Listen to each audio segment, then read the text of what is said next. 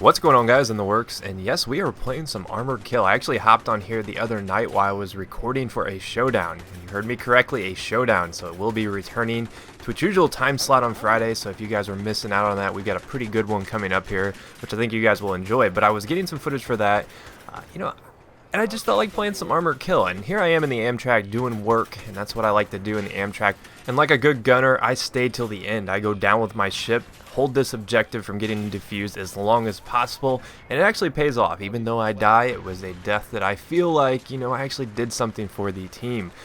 So if you're an Amtrak or a tanker and you're sitting there holding an objective, don't jump out. I know the Amtrak can't be stolen. This is more of an issue in the tanks, but I see a lot of people, if their tank gets hurt, they'll jump out with like 30% left, and then an engineer will hop in, drive it off, then start repairing it, and then you just gave them a free tank. But I'm gonna hop into arguably the most overpowered vehicle in this game, the gunship, and this is gonna be relevant to our discussion because I wanted to talk a little bit about DLCs and the ratings we've given each DLC.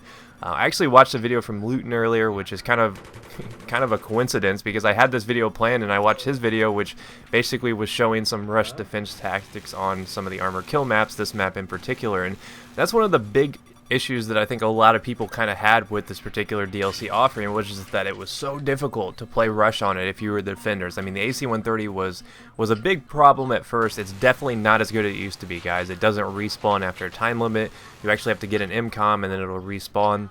And honestly, it's pretty easy to take out if you've got a really good jet pilot. I mean, you combo one good jet pilot with two people with stingers, and this thing will be down pretty much instantaneously. But just the onslaught of vehicles coming at you from the attackers just got kind of frustrating. But the map design, I think, was pretty brilliant, and I really did like this DLC. And I think when we kind of compare it to what we got with Close Quarters, which we're going to talk about towards the end of the video with some Close Quarters gameplay, I actually think this was a pretty good DLC. Now, I'm a big supporter of consoles. I think consoles need to get an even shake along with the PC. Now, I know it's frustrating that the consoles can only have 12v12, and it's definitely something that, is just limited by the outdated hardware of the particular system, but I wanted Armored Kill to be a experience that everyone can enjoy, but unfortunately it just was not a good time on console. I feel for you guys, and on PC, I've played this on a 64-man server, and let me tell you guys, it was horrible. Armored Kill on 64, it was just too much. It was impossible to defend. There was just too much going on, and it was just not a good time. I found the sweet spot. It's kind of like what I'm playing right here. This is 16v16, I think, at its peak. I think that offers the best balance between each side. I think that's a good number of people. It's enough that you're not running around and you can't find people. I know that's a huge issue on console. But that being said, I want to talk a little bit about what we kind of have gotten here out of the DLCs at this point. I mean, we're 3 DLCs in. We've gotten Aftermath, we've gotten Armored Kill, and we've gotten Close Quarters. And I'm not going to show any Aftermath. I am going to show some Close Quarters because, I mean, we've seen enough Aftermath, and it's pretty self-explanatory that that was a really successful DLC. I don't think there's anyone who says anything otherwise. I mean, in my book, that was a 9 out of 10 DLC. It offered a little bit for everybody. I think the only thing that could have made Aftermath better was if we got a couple more weapons, but at least we got the X-bow or the crossbow for you guys who get offended by the word X-bow. But Armored Kill was interesting to me. I mean, it introduced mobile artillery, which is something that I thought was pretty cool. Granted, it's only usable on these maps, but I still thought it was a really cool addition. It's really easy to take out, but if you find someone who's skilled with the mobile artillery, they can do work with that thing. And honestly, it was a lot of fun. I enjoyed that particular vehicle. The gunship's a lot of fun when you're sitting in it and you're dominating like you see me do here. Now, is it stressful if you're on defense? Heck yeah, it is absolutely annoying when you're on defense. It gets really, really frustrating. And I definitely see why people, got upset with Armored Kill. But I think we need to kind of step back and appreciate what Armored Kill was all about. I mean, it was the first maps that I truly felt like were really Battlefield maps. Now, I talked about this in a past video about how a lot of the maps in Battlefield 3 are square, or you go around in a circle, or they're really linear. I mean, you got to think about like Donbavon Peak or Grand Bazaar. Grand Bazaar, you just basically go in a square and rush. The same in Conquest. Donbavon Peak, just a straight shot. I mean, the only true big wide open maps we really had before this DLC was like Firestorm or maybe Karg Island. But even Karg Island, in my eyes, is just a little bit small. It's a little bit more enclosed than what I would expect from a Battlefield esque map. So I think we got a really wide open map, lots of flanking routes, and I think if I had to give Armored Kill a grade, I would give it a 7 or an 8 out of 10. I actually think it was a pretty good DLC.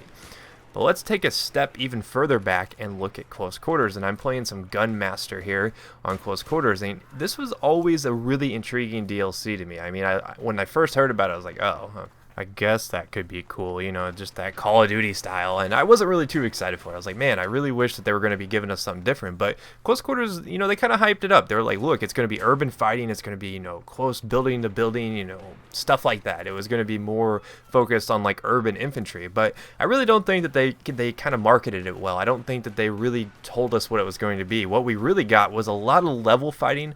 It was a cluster. I always describe Close Quarters as a giant cluster. I feel like there's not a lot of fluidity to it. There's not a lot of like cohesion among like the way the maps kind of are laid out. They're just a big jumbled mess, and they really push the action almost a little bit too much. So I think with this particular DLC, it just did not capture what I expected out of it, and I was not a huge fan of Close Quarters. Did it grow on me with time? Yes, absolutely. I actually started to like Close Quarters to a certain extent.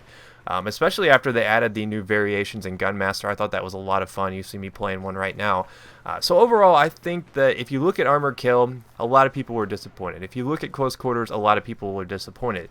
But I think the people that were disappointed with the other, you know, were satisfied with the other. So the people that were disappointed with Armored Kill got satisfied by Close Quarters and vice versa. So I really do think that this has been a pretty good block of DLC. I mean, granted, everyone seems to love Aftermath. So I think as a general rule, the Battlefield 3 DLC has been pretty awesome. And, you know, I'm kind of curious what you guys' opinion are. I know I've made a lot of videos about Armored Kill and about Close Quarters, and you're just kind of talking about whether or not you guys like it. But here we are coming up on the last DLC. We've had ample time with each other DLC. You know, I'm guessing a lot of you guys have formulated your opinions at this point, whether or not you liked each different expansion. So I'm actually kind of curious what you guys think. So leave me a comment letting me know what you think your favorite DLC was. I'm guessing a lot of you guys are probably going to choose Aftermath, but there's probably a minority of you guys who liked Armored Kill and liked Close Quarters. So I'm actually kind of curious to see where you guys stand on this issue, because they've been very polarizing in terms of DLC, but I think that's unique to Battlefield 3 and the premium offerings. They've all been kind of different, which is something that you got to admire, that they actually tried to go out and give us something different. So let me know in the comments, and if you like this video, let me know in the ratings, because I like to do these more thought-provoking type Battlefield 3 videos every once in a while. So let me know in the ratings, and if you missed some other videos, here's a chance to catch up. I actually did a late night video yesterday on Homefront 2 and the THQ mess. That's a pretty cool video if you want some other kind of variety in your gameplay. And before that, I did a pretty cool Black Ops 2 video, so check those out, and I'll see you guys next time. Peace.